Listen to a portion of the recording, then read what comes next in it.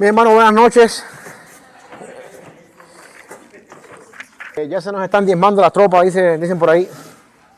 Esperemos que sigamos avanzando y la gente agarre el entusiasmo. Hay algunos que han llamado que están enfermos, otros que no van a poder estar. Esto es parte normal de lo que nos toca en este tiempo del año, que hay temperaturas que cambian y esas cosas así.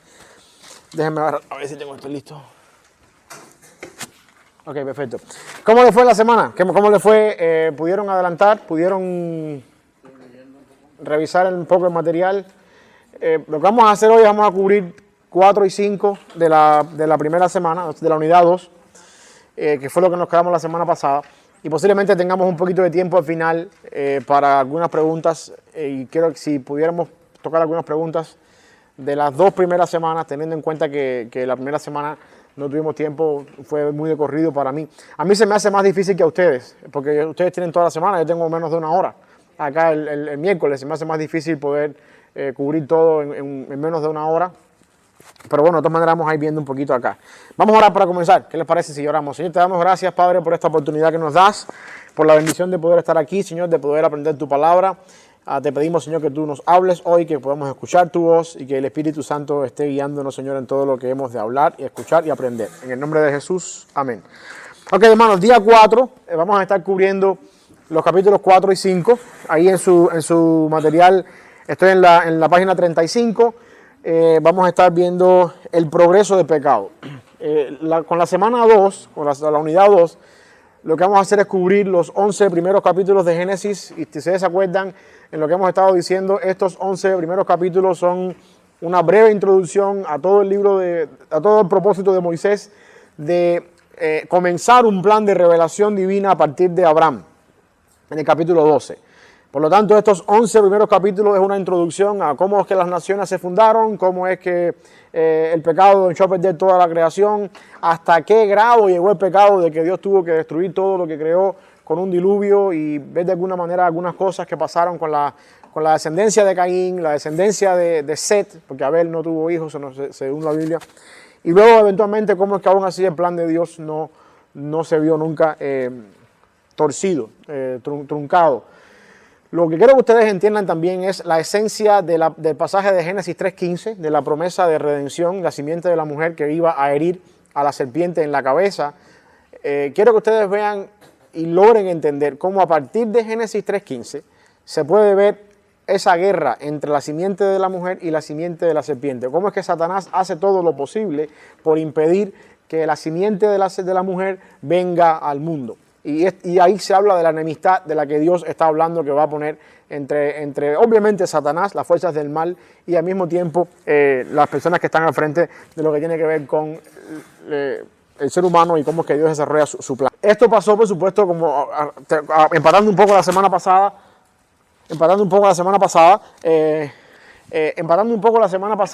nos damos cuenta que terminamos con que Dios trajo una condenación para cada uno de los integrantes de la primera caída, Adán, Eva y la serpiente, que es Satanás, obviamente.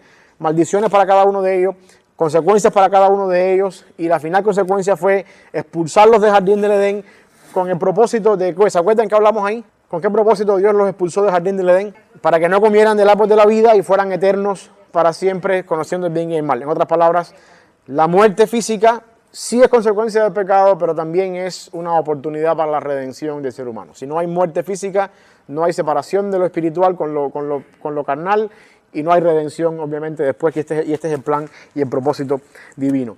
Después que salen del jardín del Edén Adán y Eva, la Biblia nos narra el acontecimiento de Caín y Abel, capítulo 4 de Génesis. Los 2 primeros hijos que Adán y Eva tienen después de la caída, y también los 2 primeros hijos en sentido general. No hubo más hijos antes de la caída, es lo que quiero decir. No hubo hijos antes de la caída. Aquí estamos hablando de los 2 primeros hijos de Adán y Eva, Caín y Abel. Ustedes tenían ahí un ejercicio que hacer en la página 35, y si no hicieron cheating, ¿cómo les quedó ahí? Díganme solamente las letras, en orden de arriba hacia abajo, de los espacios en blanco. Ok, muy bien, ahí está el orden de las letras, de lo que tenían que enlazar ahí. Y vamos a ver un poquito con respecto acá, a manera de conectarnos con lo que estábamos viendo la semana pasada. Esto es un resumen de la semana pasada, viendo un poquito cómo es que Génesis se divide en tres grandes cosas, especialmente los capítulos del 1 al 11. Génesis tiene tres divisiones, capítulos del 1 al 11, creación, caída, diluvio y torre de Babel, los eventos más primordiales en los 11 primeros capítulos de Génesis. Luego vamos a ver cómo es que empieza Dios a lidiar con los patriarcas y hacer de una manera más visible la revelación de traer en algún momento de la historia a la simiente de la mujer. Desde el 12 al 50, esto es todo el libro de Génesis, los 50 capítulos. O sea que Génesis lo podemos dividir en dos grandes partes, capítulo 1 al capítulo 11, este principio de todas las cosas, y 12 al 50, Dios lidiando con los patriarcas, con la intención de traer su simiente o la simiente de la mujer. Y lo último, algunas palabras claves ahí que ustedes tenían para aprenderse. Pentateuco, que es los 5 primeros libros de la Biblia, ¿alguien los puede decir de memoria? Y la otra palabra clave es patriarcas, posiblemente José. Muy bien, ok. Lo otro que quiero que veamos acá, bueno, ya entrando en el día 4, a partir de Génesis 4 se registra una serie de acontecimientos que expresan las consecuencias del pecado en la raza humana. A partir de Génesis 4 vamos a empezar a ver el fruto del pecado. Hay una frase muy interesante que ustedes lo conocen: el pecado engendra pecado. Y vamos a darnos cuenta cómo es que el pecado de la raza humana empieza a avanzar. Génesis nos muestra que el pecado produce consecuencias en diferentes escalas, en el prójimo, y esto estoy siguiendo el libro de ustedes, ahí en la página, a partir del día 4. En el prójimo, después eventualmente en la familia, en la sociedad y en el mundo, en sentido general. Y eso es lo que vamos a ver en estos capítulos hasta el capítulo 11. Cómo es que lo que aconteció en Génesis 3, con una simple desobediencia, con una simple mordida a un fruto prohibido, terminó en la destrucción del universo. Porque el pecado engendra pecado y es como una bola de nieve que va agarrando fuerza a medida que va deslizándose hacia abajo. También, al ser expulsados del Edén, Adán y Eva tienen sus primeros hijos, Caín y Abel. Sin embargo, no se nos dice nada acerca de que Dios había ordenado que ellos trajeran ofrendas al Señor, ¿ok? Yo quiero que ustedes entiendan que el concepto de sacrificio fue instituido como una ordenanza después en el libro de Levítico, pero podemos darnos cuenta que hay ciertos episodios antes de que la ley fuese establecida donde hubo ciertas personas que ofrecieron sacrificio al Señor. Abraham hizo varios, Isaac hizo varios, Jacob hizo varios, Caín y Abel hicieron también un sacrificio. Es el primer sacrificio que se nos muestra que alguien trae una ofrenda al Señor. Noé hizo un sacrificio cuando descendió del arca, después del diluvio. Y eventualmente vamos a darnos cuenta cómo es que el punto es que de alguna manera en la mentalidad hebrea, en la mentalidad, no tanto hebrea porque todavía cuando aquello no había un pueblo hebreo, pero en la mentalidad del Antiguo Oriente estaba el hecho de que a los dioses se les ofrece algo. Esa actitud de ofrendar, de sacrificio. Dios usó ese mismo patrón para decir, bueno, en este mismo patrón ustedes se van a acercar a mí a través de los sacrificios. No tenemos un registro de que de ninguna forma u otra Dios ordenó eso. La Biblia dice que Caín se dedicó a cultivar la tierra y que Abel se dedicó a pastorear ovejas. Y estos son los dos oficios que siempre levantan una civilización cuando usted estudia la historia de la humanidad, la agricultura y la ganadería. En los lugares donde siempre se levantó una civilización, la civilización empieza por esos dos oficios, agricultura y ganadería. Esto fue lo que los dos hermanos hicieron. En algún momento determinado trajeron su ofrenda delante del Señor y dice la Biblia que Dios miró con agrado, ¿qué cosa? La ofrenda de Abel. Ok, vamos a ver, alguien que quiera leer ahí Génesis 4, 4:5. 4:5. Pero no miró con agrado a Caín y a... ¿Qué fue lo que Dios no miró con agrado? A la persona. A la persona. Y eventualmente a la ofrenda suya. La Biblia no da detalles por gusto, porque a veces hay personas que dicen que la razón por la que Dios no miró con agrado la ofrenda de Caín fue porque Caín ofreció vegetales, mientras que Abel ofreció un cordero que implicaba el derramamiento de sangre y que implicaba eventualmente lo que dice la Biblia, que sin derramamiento de sangre no se hace remisión de pecados, y que eventualmente por esa razón, porque estoy hablando de una enseñanza que yo no creo que es la más correcta en este sentido, que dice eso. debido a que Abel ofreció un cordero que implicaba derramamiento de sangre, que implicaba un sacrificio, matar un animal como un sustituto por mis pecados. Por esa razón Dios miró con agrado a la ofrenda de Abel y menospreció a Caín, porque Caín no hizo eso. Sin embargo, Caín ofreció vegetales y eso no tiene nada que ver con el sacrificio expiatorio de la muerte de Cristo. Y yo creo que eso está mal. Yo creo que eso es imponerle al texto algo que se explica mucho después. Porque también en la Biblia dice que Dios en algún momento permitió las ofrendas de cereales. Cuando usted va a Levítico, usted se va a dar cuenta que la Biblia dice que para perdonar el pecado de alguien, en dependencia del estatus social de la persona, si la persona que pecaba era un gobernante o era un sacerdote, una persona que estaba más en alto rango en la sociedad, tenía que ofrecer un buey, un animal más grande. La persona normal, de clase media, tenía que ofrecer un cordero, un animal más pequeño. O sea, había que matar el cordero, botar la sangre del cordero. Si la persona era pobre y no podía pagar un cordero, tenía que ofrecer unas palomas. Igual, había que matar las palomas y había que sacar la sangre de la paloma y hacer todo el sacrificio con la sangre de la paloma. Y si la persona era demasiado pobre que ni siquiera podía pagar una paloma, tenía que ofrecer una ofrenda de cereales, granos y trigo, estas cosas. O sea que no podemos decir ahora que la razón por la que Dios miró con desagrado la ofrenda de Caín fue porque Caín no estaba pensando desde un punto de vista expiatorio en cuanto al derramamiento de sangre, porque Hebreos dice más allá atrás que sin derramamiento de sangre no se hace remisión de pecado. Eso es ponerle a la Biblia más de lo que hasta este momento de Génesis 4 podemos entender. Y yo creo que la Biblia nos da detalles por gusto. En el versículo 5 dice que lo que Dios no miró con agrado fue a Caín, a la persona.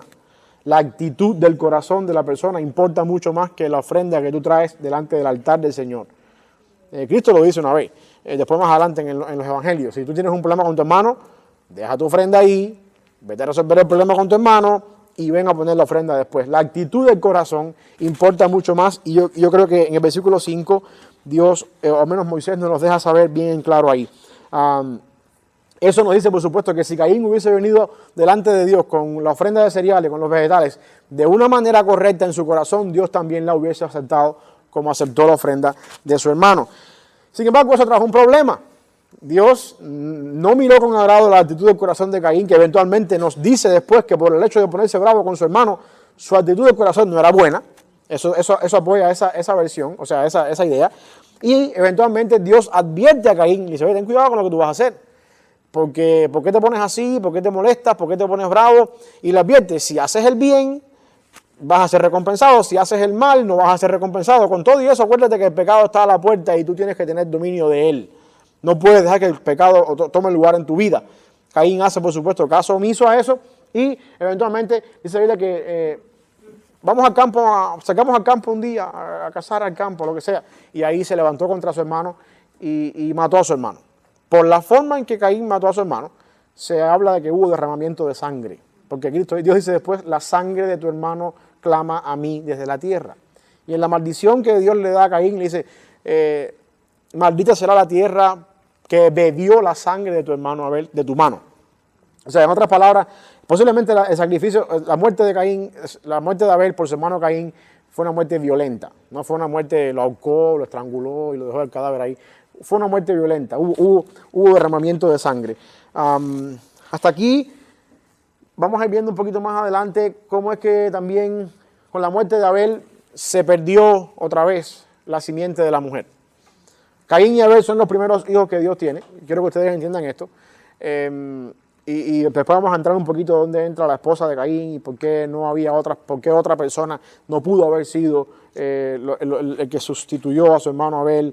Y tiene que venir Set, un tercer hijo después. Y una de las razones más fáciles para explicar esto, y yo creo que nos toca de cerca ahora, es el caso de Isabel II, la reina de Inglaterra. Y yo creo que la semana pasada, antes de irnos, estábamos hablando un poco de eso también. Isabel tiene, ella murió ahora, el primer hijo de ella es Carlos III, que es el que va a ocupar el trono ahora. Carlos tiene 2 hermanos más. Y Carlos tiene un hijo primogénito que es el príncipe que vino aquí a Memphis hace unos años atrás y comió en el Rendezvous. ¿Cómo se llama? Henry, ¿cómo se llama? Bueno, Harry. No es que se casó con el artista que vive aquí en California, el hermano mayor de él. Ahora, la pregunta es la siguiente. Si muere Carlos III, el que va a ser rey ahora en lugar de Isabel, quien va a ser el rey no es el hermano de Carlos III, es el hijo de Carlos III. Y Carlos III, el hijo es este Harry. Harry tiene 2 niños pequeños. De esos 2 niños pequeños, el mayor sería el tercero en la línea del trono. Lo que quiero decir con esto es que la descendencia del primogénito es la que tiene prioridad por encima de los demás hermanos. En otras palabras, lo que estoy diciendo es que el hijo de Harry, que es un niño de la edad de Sofía o Sarai, prácticamente, está primero en el trono que el mismo hombre que está casado con Meghan, la artista de aquí de California, siendo aquel todavía mayor. Lo que quiero que ustedes entiendan es esto. La persona que sigue en la línea es la descendencia, el linaje del primogénito. En este caso es Caín. El linaje del primogénito cae sobre Caín, porque Caín es el primer hijo que Adán y Eva tienen. Caín mata a su hermano. Por supuesto, ese linaje se perdió, no hay. Al matar a su hermano, la pregunta es, ¿quién ahora es el que va a hacer este linaje? Puede ser que haya habido otras personas más, puede ser que haya habido otras personas que de alguna manera hayan sido hijos de Adán y Eva o nietos, no sabemos qué tiempo ocurrió en que esto pasó, sí sabemos que Adán y Caín y Abel eran adultos cuando esto pasó, no se nos dice qué edad tenían, pero lo cierto es que no había otra persona en la línea que pudiera ocupar ese lugar hasta que viene Set. O sea, Eva entiende que el nacimiento de Set es una provisión de Dios para proveer, valga la redundancia, ese espacio que Caín había quitado con Abel, y al mismo tiempo él se descalificó de ser la simiente de la mujer porque él llegó a ser más pecador todavía que su hermano Abel, aunque estaba muerto Abel. Y esto no es una idea descabellada, porque después cuando ustedes vean un poquito a la descendencia de los hijos de Jacob, que eran 12 hijos, ¿ustedes se acuerdan quién fue el primogénito de los hijos de Jacob? Rubén. Rubén fue el primogénito de los hijos de Jacob. Después de Rubén vino, no me acuerdo en qué orden fue, Simón y Leví. No me acuerdo si fue Leví o Simón, pero ellos 2 vinieron primero. Y el cuarto de los hijos de Jacob fue Judá. ¿Ok? Ahora, los 3 primeros perdieron la primogenitura, el derecho de la primogenitura de alguna manera. Rubén, ¿alguien se acuerda por qué Rubén perdió la primogenitura? Eso lo dice Jacob cuando estaba muriendo al final en su lecho de muerte, cuando estaba bendiciendo a cada uno de ellos. ¿Alguien se acuerda por qué Rubén perdió la primogenitura? Porque Rubén se acostó con la esposa de su padre, con Bila, la concubina de su padre. Y por esa razón Rubén perdió la primogenitura, el derecho de la primogenitura. Seguía Simeón y Leví. ¿Alguien se acuerda por qué estos tampoco tuvieron el derecho de la primogenitura? Estos 2 hicieron algo que perdieron también este derecho. ¿Alguien se acuerda? ¿Ustedes se acuerdan cuando violaron a Dina, la hermana de ellos que era hembra? Los hombres de Siquem, ¿se acuerdan lo que hicieron estos 2? A todos los hombres de Siquem. Y Jacob le dijo, por culpa de ustedes yo me he hecho abominable a esta gente. O sea, por ese acto de asesinato ellos perdieron la primogenitura. ¿Quién quedaba después en el cuarto lugar? Y por ahí viene Cristo, el primogénito de Dios. O sea, esta idea no está del todo descabellada. Y esto lo podemos ver también acá en este caso. Dios de alguna manera suplió en Set, un hijo que vino después, lo que Caín había hecho mal y lo que había destruido Caín. Una vez más, aquí podemos ver una forma en la que la simiente de la serpiente, la simiente de Satanás, batallando con la idea de que la simiente de la mujer pueda nacer en algún momento de la historia, y sin embargo Dios está obrando de alguna manera un plan perfecto con todo esto. En Génesis 4:14 dice que si alguien, bueno, después que esto pasa, Dios llama a Caín, Dios trae también consecuencias sobre el pecado de Caín, así mismo como también Dios trajo consecuencias sobre el pecado de Adán y Eva y la serpiente al principio. La consecuencia del pecado de Caín es básicamente, maldita va a ser la tierra por tu causa. La tierra que se bebió la sangre de tu hermano va a ser maldita por causa tuya. La tierra tampoco te va a producir. Y ya esto había pasado de alguna manera un poquito con Adán, cuando Dios le dijo a Adán, vas a tener que trabajar con el sudor de tu frente. Ahora le dice a Caín, esto se va a incrementar más todavía. Es interesante porque Caín se dedicaba a eso, a la ganadería, a la agricultura, a cultivar la tierra. Y ahora Dios le dice, no hay más cultivar de tierra para ti, vas a tener que producir con trabajo. Y le dice, vas a huir de mi presencia. La Biblia dice en Génesis 4:14, ¿quién lo quiere leer ahí? Ok, para ahí, vamos a ver el 16. Salió pues Caín de delante de Jehová y habitó Ahí, la tierra de Nod no existe. Nod, N-O-D, eso no existe en el mapa. La tierra de Nod significa errante, forastero. Lo que Dios está diciendo a Caín es, por eso fue que le dije que era del 14, porque Caín está diciendo en el 14, me echas de tu presencia y seré errante y extranjero en la tierra. Cuando dice la Biblia que Caín habitó en tierra de Nod, lo que está diciendo es habitó errante. Caín andaba nómada, Caín andaba fuera de la presencia del Señor, alejado completamente de la presencia del Señor. Algo parecido a lo que pasó con Adán y Eva cuando los expulsaron del jardín, con la diferencia de que ahora Caín está supuesto a andar otra vez expulsado de los expulsados. Vemos como una segunda expulsión. No existe una tierra de Nod, eso es lo que quiero que ustedes hagan referencia ahí. Esto significa, en otras palabras, andar errante y andar forastero en la tierra. Y eso trae una preocupación en Caín. Dice, bueno, si yo no puedo vivir bajo el abrigo de alguien, bajo la cobertura tuya como Dios, cualquiera que me encuentre me va a matar. La venganza era algo, es lo que está hablando Caín ahí.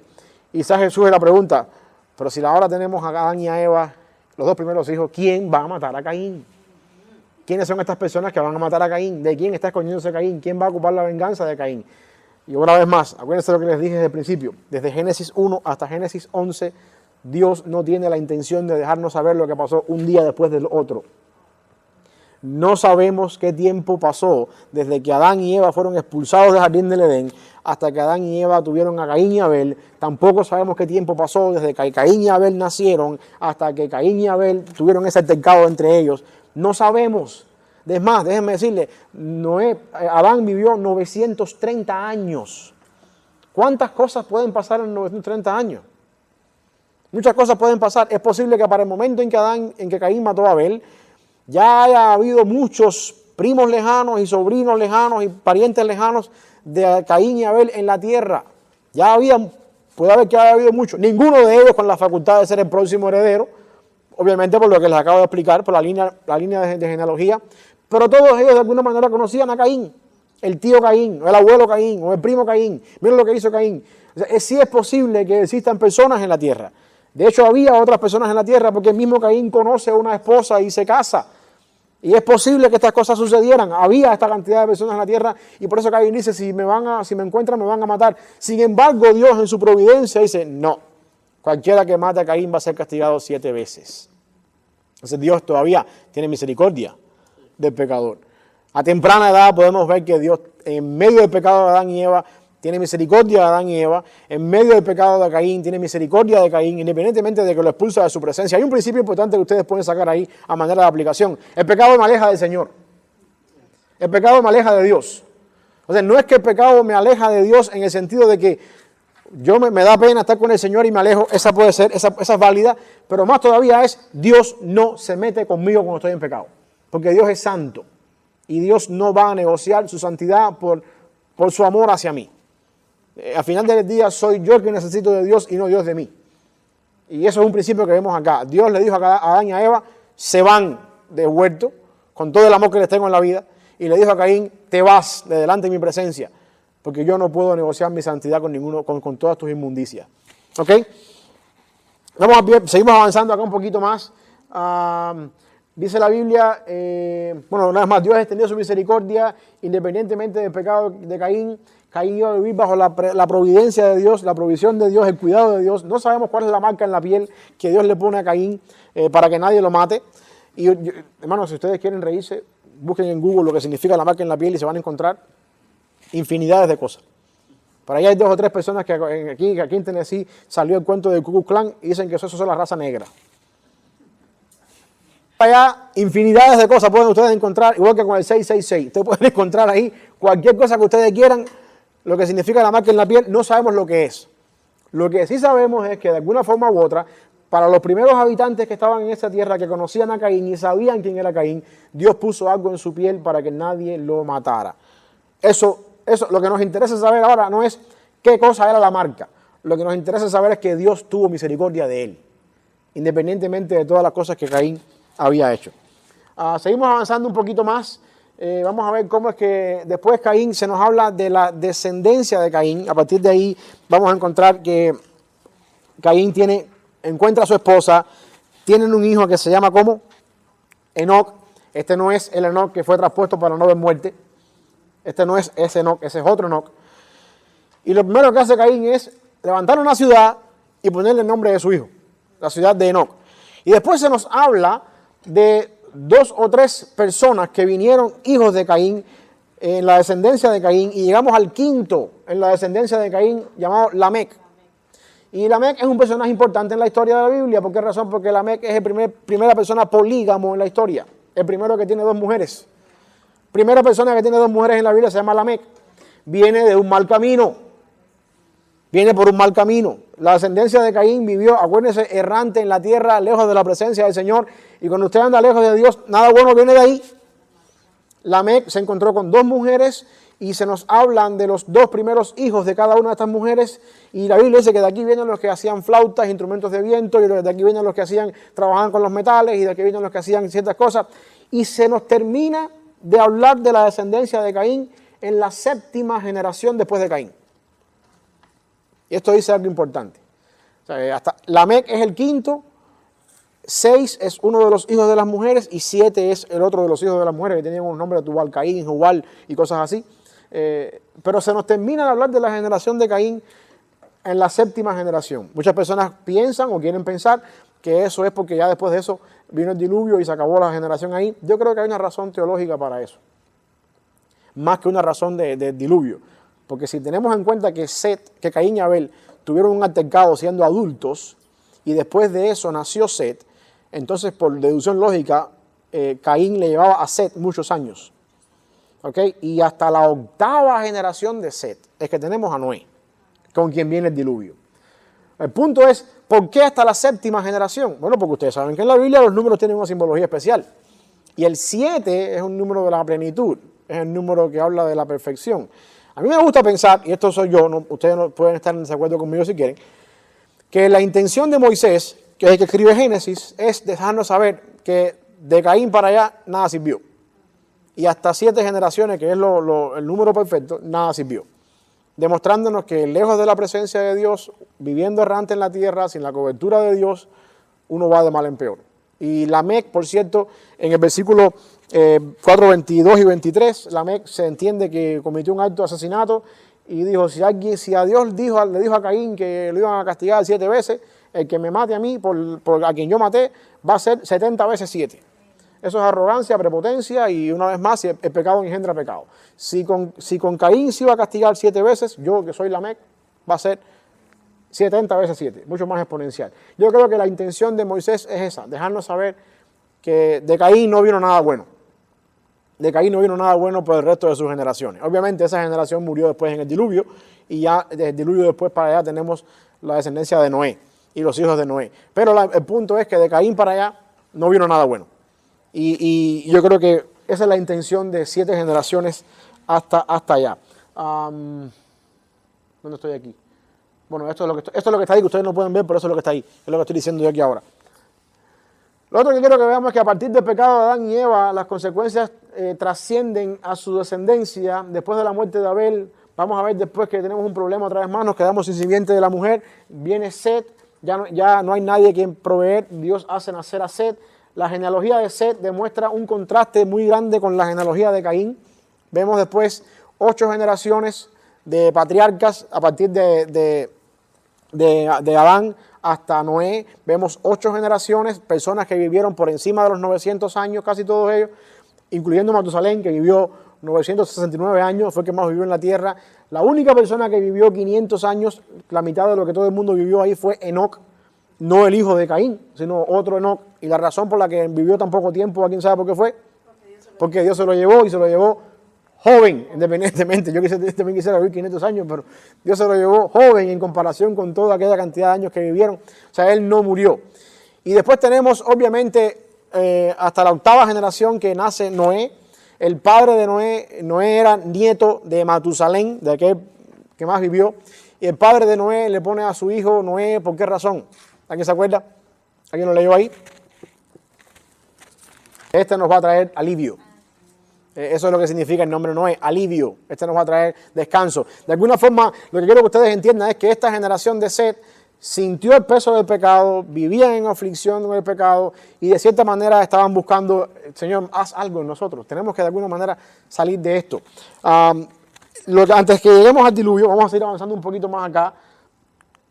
Vamos a ver que en las primeras 5 capítulos de Génesis vemos cómo el pecado había llegado al punto de comprender ya toda la tierra. Lo que empezó con una simple mordida, una fruta, ya llegó al punto ahora de contaminar toda la tierra. Cuando uno lee Génesis capítulo 5 o capítulo 6, empezando por el capítulo 6, se habla ahí de que cuando la maldad de los hombres llegó a un nivel tan grande, y vamos a ver si tenemos tiempo después para tocar un poquito esto de los gigantes que había ahí. Quiero también hacer algo, no lo tengo en el PowerPoint, pero quiero que toquemos esto un poquito. La maldad había llegado a un nivel tan grande que entonces Dios, dice la Biblia, que vio el tamaño de la maldad humana, la grandeza de la maldad humana, y entonces Dios sintió pesar. Dios, dice la Biblia literalmente en la Reina Valera, que se arrepintió de haber creado al hombre. Es interesante que entendamos esto. Primero, en Génesis 1:26 y al final de la creación, dice la Biblia que cuando Dios creó al hombre, vio que lo que había hecho era bueno en gran manera.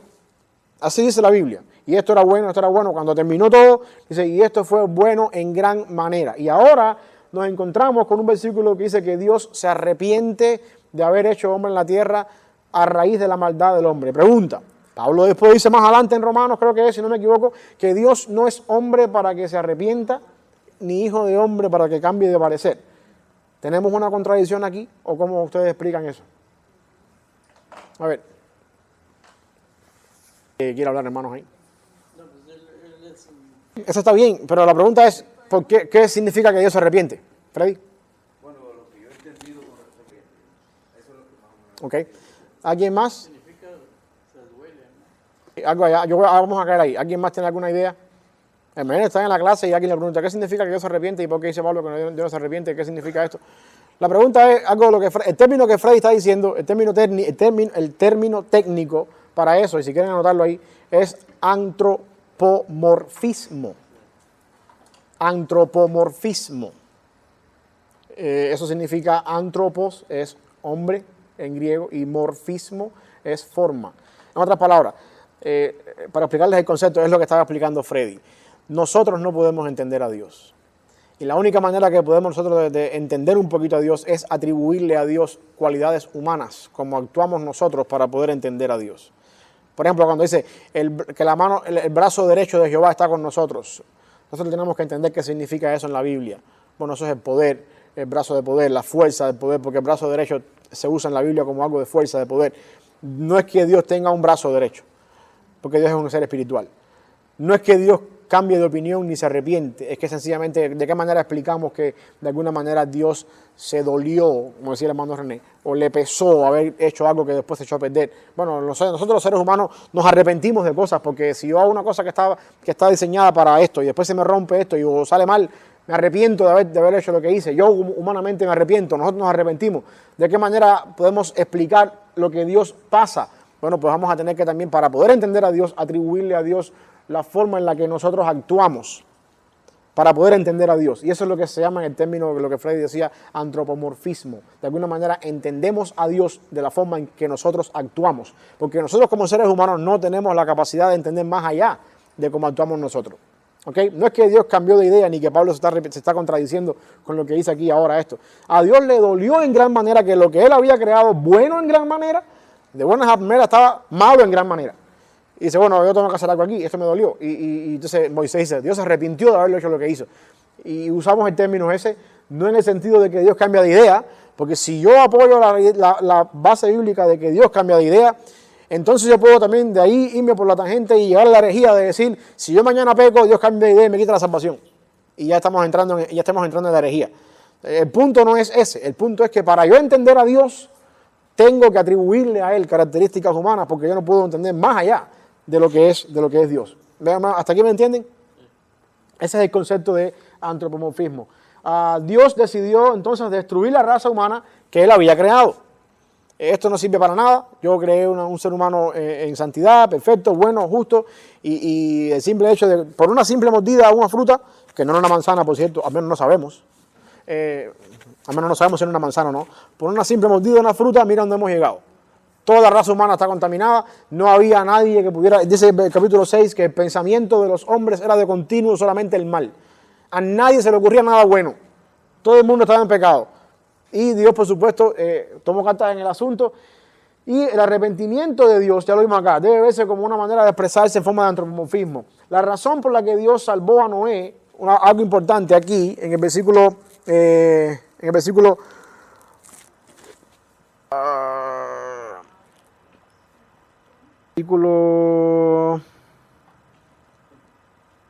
que dice que Noé halló gracia ante los ojos del Señor. 6:8, pero Noé halló gracia ante los ojos de Jehová. Ese es el versículo. La razón por la que Dios salvó a Noé fue por gracia, no fue por obras. Tengamos en cuenta eso, porque aquí, si no dijera aquí, y Noé hizo algo bueno para ganarse el favor de Dios. No. La razón por la que Dios se salvó a Noé, o escogió a Noé entre esa generación, fue porque Noé halló gracia, por gracia, ante los ojos del Señor. Dios viene a Noé, dice: Noé, yo voy a destruir toda esta tierra, aquí no va a quedar nadie, construyete un arca y vas a hacerle tres pisos al arca, ahí vas a meter a tu familia contigo, los animales van a venir, después vamos a explicar un poquito más acerca de los animales entrando al arca y cuestiones así.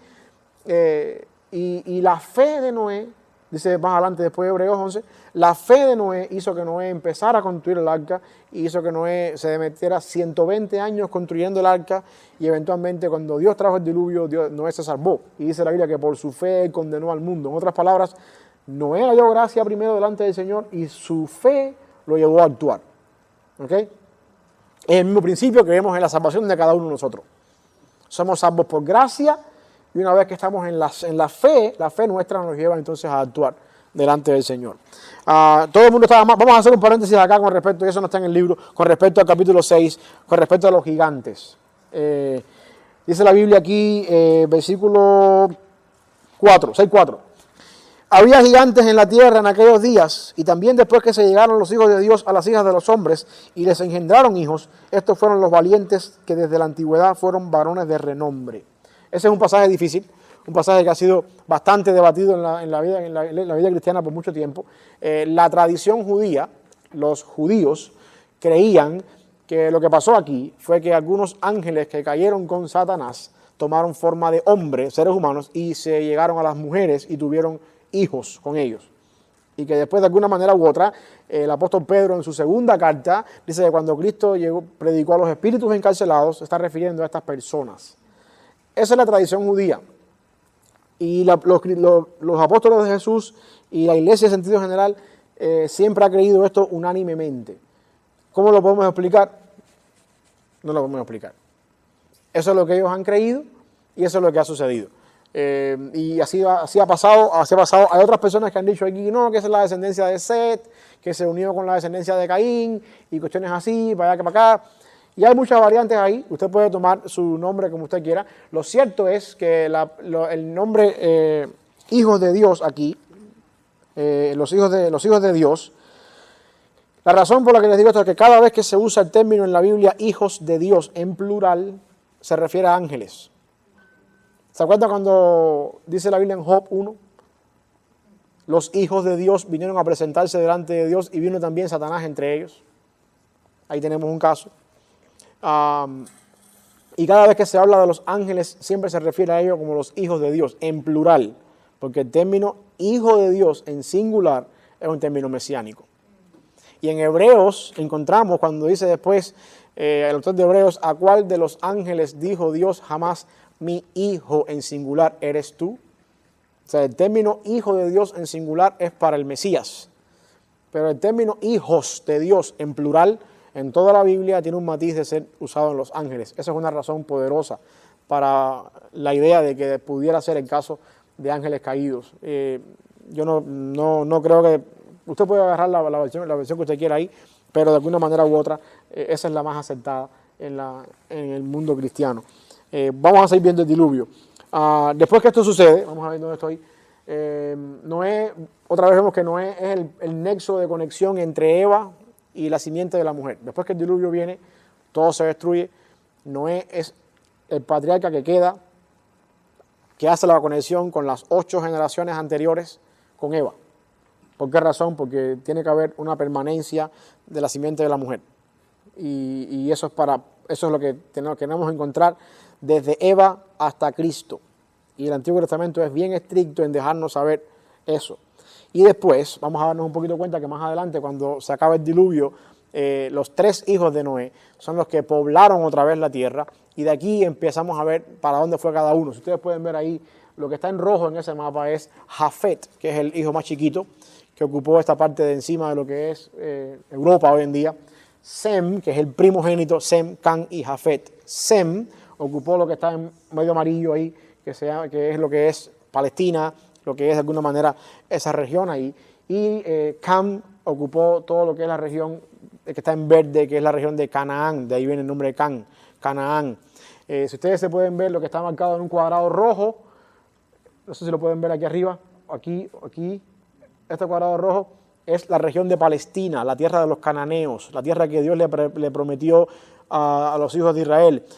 Los descendientes de Cam, los descendientes de Cam, que aquí es Ham, porque está en inglés en este mapa, son los que ocupan esta región aquí, donde está Palestina, y de aquí es donde Moisés y Josué más adelante expulsa a los habitantes de la tierra. Los heteos, los heveos, los jebuseos, toda la cantidad de feos que ustedes vieron en el primer nombre de la primera semana, eran descendientes de Cam, vivían ahí, eran cananeos.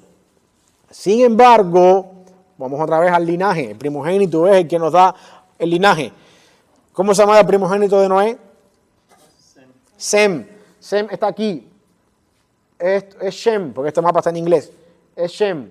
Y aquí en esta región de acá está ubicado Babilonia, Ur de los Caldeos. ¿De dónde llamaron a Abraham? Entonces, ¿de dónde venía Abraham? Del primogénito de Noé. ¿Ven lo que estoy diciendo? La descendencia, cómo es importante llegar al punto de trazar a través de Set, Abraham, Noé, y por ahí para allá atrás, hasta Eva. ¿Ok? ¿Me van siguiendo? Y bueno, traté de irme un poquito más y porque de todas maneras ninguno de nosotros vivimos en esa región y queremos saber también de dónde venimos, y este mapa nos da un poquito más hasta dónde llegaron la descendencia. No sé si es verdad o no, pero si usted vive en México, tal vez usted viene de Jafet, de los más pequeños de los hijos de Noé. Si usted vive entonces en África, estas regiones, viene de Cam, de los cananeos. Ni siquiera los cubanos estamos ahí, así que yo no sé ni dónde vengo, así que pero más básicamente por ahí viene la idea. Quique, estamos embarcados, no estamos en ningún lado del mapa. Pero por ahí, los gringos, anglos, Inglaterra, todos estos lugares de alguna manera son semitas, igual que Australia, por las expansiones y cosas así. Los españoles, de alguna manera, Jafet, España, que fueron los que conquistaron Europa, América, todo Centroamérica, los cananeos, de alguna manera por acá también, porque lo que es Brasil y esta región, Portugal, bueno, de alguna manera ahí la extensión, a grosso modo, es un poco difícil de poder probar esto a ciencia cierta, pero lo cierto es que después del diluvio, estas 3 personas, Sem, Cam y Jafet, fueron los que poblaron toda la tierra. Hay un evento que ocurrió con Cam después del diluvio. Noé se emborrachó y dice la Biblia que Canaán, el hijo de Cam, posiblemente el nieto de Noé, vio la desnudez de su padre, de su abuelo en este caso, y Dios lo maldijo y de alguna forma u otra trajo la maldición sobre él. Esto es posiblemente, sin miedo a a poner demasiado en el texto, el primer acto homosexual que tenemos en la Biblia. ¿Ok? De alguna forma u otra podemos ponerlo de cierta manera ahí. Después vamos a ver el capítulo, estoy en el día 5, ya pasé gran parte del diluvio acá, estoy en la Torre de Babel, día 5, página 39. Bueno, antes que lleguemos ahí, el diluvio nos da, en Génesis 10, la población de las naciones, que es esto que vimos aquí, básicamente esto que está aquí, nos da, registra los detalles del nuevo comienzo de la raza humana a partir de Noé y sus hijos, muestra la unidad de la raza humana, todos venían de una sola familia, por eso que después, cuando venimos a la Torre de Babel, se hace la salvedad de que todavía la tierra tenía un solo lenguaje, todos eran hermanos de alguna forma u otra, y la unidad de 3 hijos que se salen a poblar la tierra prepara la reaparición del pecado y la consecuencia de la separación de la humanidad otra vez en la Torre de Babel. Una vez más, ¿cuánto tiempo ocurrió desde el diluvio hasta la Torre de Babel? En nuestra Biblia 2 capítulos, pero se entiende que tuvo que haber bastantes personas para poblar la tierra y para construir una torre cuya cúspide llegara al cielo, que era el propósito por el cual ellos estaban uniendo en ese lugar, en Sinar. ¿Ok? Entonces llegamos acá y entonces encontramos aquí lo que es el evento de la Torre de Babel. La razón por la que, creo que la semana pasada les comentaba, que la razón por la que yo creo que este evento es importante es porque la Torre de Babel nos muestra la maldición de Dios cuando el pueblo, cuando las personas no quisieron obedecer su voz y Dios tuvo que descender y tuvo que ver lo que estaba pasando, confundir la lengua ahí, esparcirlos, y esa maldición se echó para atrás otra vez en el Pentecostés, cuando todos hablaron la lengua de todo el mundo y anunciaron las buenas nuevas de Cristo. De alguna manera u otra, el concepto es, el pueblo se esparce por la confusión del pecado, pero después en el Pentecostés la muerte de Cristo vuelve otra vez a unirnos en el Evangelio, que es el propósito divino. ¿Okay? Quiero que veamos acá con respecto a la Torre de Babel. Así se pensaba que era, de esa forma. Esta foto es bastante real. Bueno, no que la tomaron en ese lugar, pero por los estudios y por las excavaciones se cree que la torre era en forma así de espiral hacia arriba. Otra evidencia de rebelión de los seres humanos se ve aquí en la Torre de Babel contra los propósitos de Dios. Dios le dice a Noé después del diluvio, sacan de la tierra, llenen la tierra, multiplíquense, espálzanse, vuelvan a llenar la tierra. ¿Y qué es lo que hacen ellos? Lo contrario. Encuentran en un lugar que se llamaba Sinar, que era de alguna forma bastante rico en la ganadería y en la tierra, porque era parte del fértil creciente, como vimos la semana pasada. Y dice, quedémonos aquí, hagámonos un nombre, quedémonos juntos aquí, construyamos una torre, un monumento que llegue al cielo. Eso de alguna manera es un poquito de prepotencia, eso es como querer ir hasta donde está Dios, ser como Dios, de alguna manera. Y por si fuéramos esparcidos, y si nos atacan en la tierra, sabemos para dónde podemos juntarnos otra vez. Dice la Biblia que Dios descendió para ver lo que ellos estaban haciendo más adelante. En vez de multiplicarse y llenar la tierra, deciden quedarse. Dios desciende y como castigo por la arrogancia y el orgullo, confunde los idiomas y dispersa a la humanidad por toda la tierra, que era el propósito después del diluvio. Y tienen que separarse porque ninguno entendía lo que el otro le decía. Y aquí va lo que quiero que ustedes vean ahora. Babel es la raíz de la palabra que significa confusión, pero de ahí viene Babilonia. La ciudad de Babel, la torre donde estaba Babel, uno de los caldeos, ahí en ese lugar, en esa región, Babel significa confusión, pero la ciudad que viene después ahí es Babilonia. Por lo tanto, quiero que ustedes entiendan aquí entonces ahora el concepto que tiene Babilonia en la Biblia. Porque después cuando vamos a Apocalipsis capítulo 17, se nos dice que la gran ramera es ¿quién? Babilonia. ¿Qué significa entonces esto? Bueno, pues puede ser muchas personas, no que Roma, que el Papa, que sí está bien, como ustedes quieran. Pero la Biblia me está diciendo a mí que la idea de Babel es confusión y rebelión contra Dios. Por lo tanto, es posible pensar que la gran ramera, esa persona o esa ciudad o esa institución que va a estar de alguna forma al final de los tiempos, está unida al término del significado de Babilonia, confusión y rebelión contra Dios. Pudiéramos hasta si irnos un poquito más allá, decir hoy en día que LGBTI hasta cierto punto es algo babilónico, confusión y rebelión contra Dios. Así que hay que tener cuidado cuando nosotros encapsulamos todo y decimos, el Papa, sí es verdad que el Papa también ha matado a cristianos, es verdad que la Iglesia Católica en el tiempo de la Inquisición derramó la sangre de muchas personas y el cáliz de fuego, la sangre de la que habla la gran ramera vestida de escarlata. Yo entiendo todas esas cosas, hay mucha conexión ahí. Pero a mí me gusta más interpretar la Biblia por la misma Biblia que interpretar la Biblia por lo que pueda pasar en el periódico. No sé si yo me hago entender.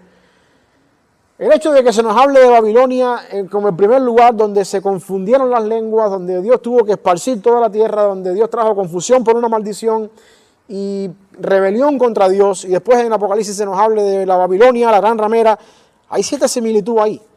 Y es más sano conectar Babilonia de Apocalipsis con Babel, por decirlo de alguna manera, y después con el imperio babilónico más adelante con el tiempo de Daniel, conectar esas cosas y hacer interpretaciones y conexiones ahí, que empezar a decir de que si el Papa, de que si la Capilla Sistina, de que si la Basílica de San Pedro, de que si la sangre de los mártires en la Reforma. Tenemos más evidencia bíblica, más confiable que la evidencia histórica. ¿Ok? Así que esto es algo que quiero que ustedes vean acá con respecto a Babilonia, la idea de que esta maldición una vez más fue revertida en Pentecostés, cuando Dios viró para atrás todo eso. Concluyendo ya la unidad, estoy en la página 39, donde dice conclusión, y me van a quedar algunos minutos para algunas preguntas ahí. Génesis del 1 al 11. trata con el problema radical del pecado, ¿ok? Que desfigura la imagen de Dios en los seres humanos.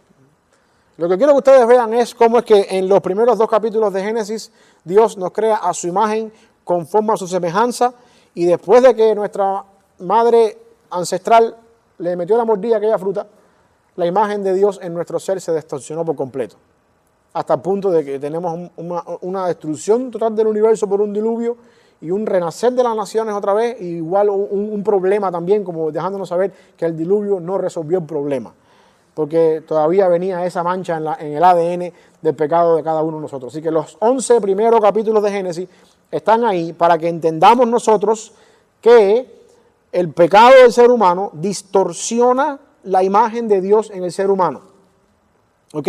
Con la que fuimos creados.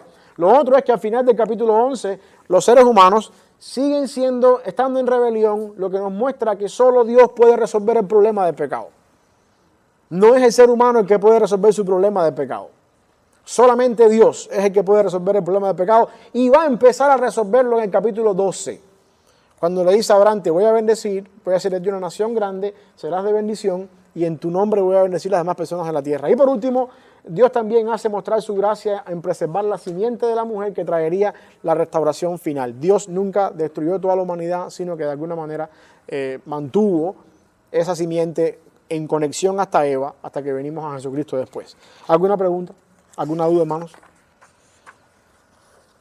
Si algo de alguna de estas 2 unidades que hayamos tenido, antes que empecemos la semana que viene a ver los patriarcas.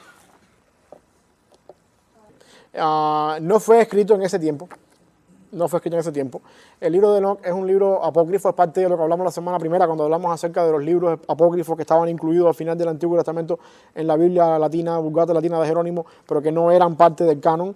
Es un libro que se usaba mucho en el tiempo como literatura, como podemos usar hoy en día nosotros cualquier libro secular.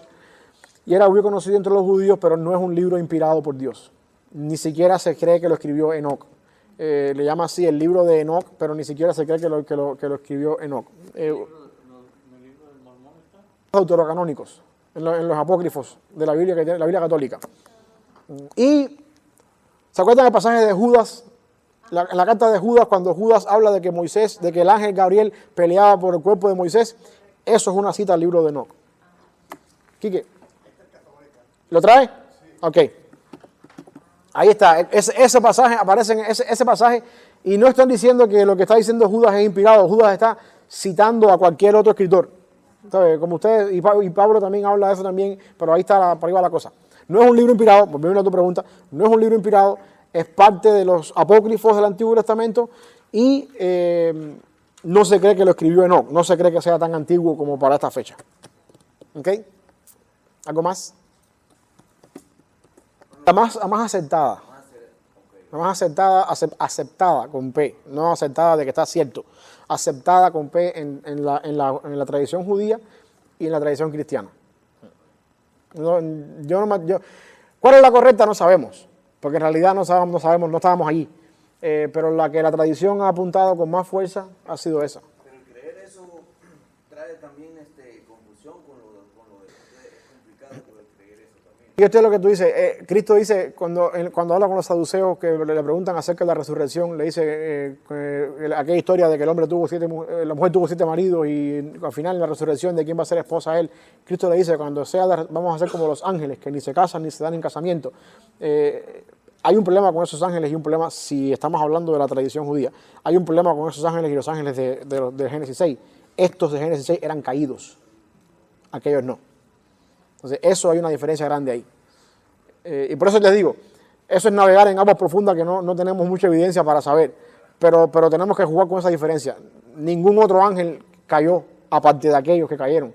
No sabemos si los ángeles caídos podían... De hecho, otro caso más, cuando en Génesis capítulo 17, cuando vienen aquellos 3 varones a darle la profecía a Abraham de que Sara va a estar en estado del año que viene, y cuando en el capítulo 19, ya después que Isaac nace, vienen los ángeles a destruir Sodoma y Gomorra, eran humanos, porque las personas querían, la gente del pueblo querían acostarse con ellos, y Abraham les prepara a ellos un banquete.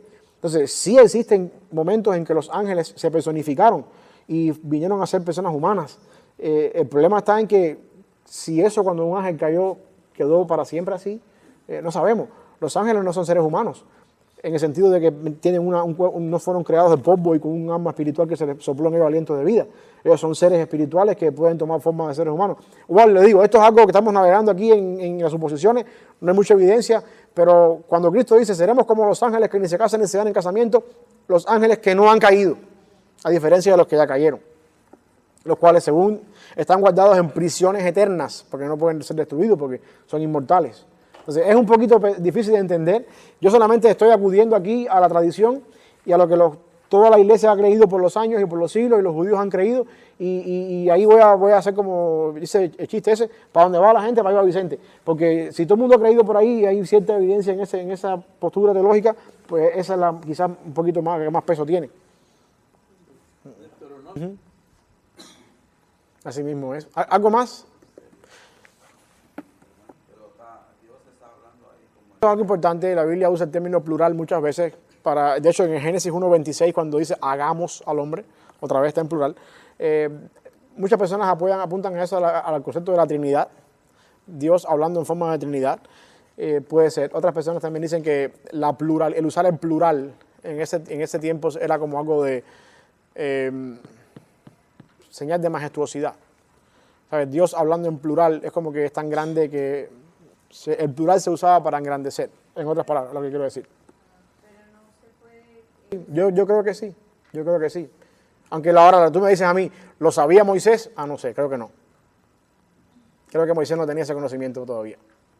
De hecho, la doctrina de la Trinidad se vino a desarrollar después incluso que se acaba la Biblia. Así que, pero yo creo que de alguna forma la pluralidad tiene que ver con eso. ¿Más? La semana que viene vamos a comenzar con la unidad 3. Eso está en la página 41. Vamos a ver en toda la semana, bueno, nos va a tocar 2 semanas. Vamos a ver 3 primeros días y después 2 días.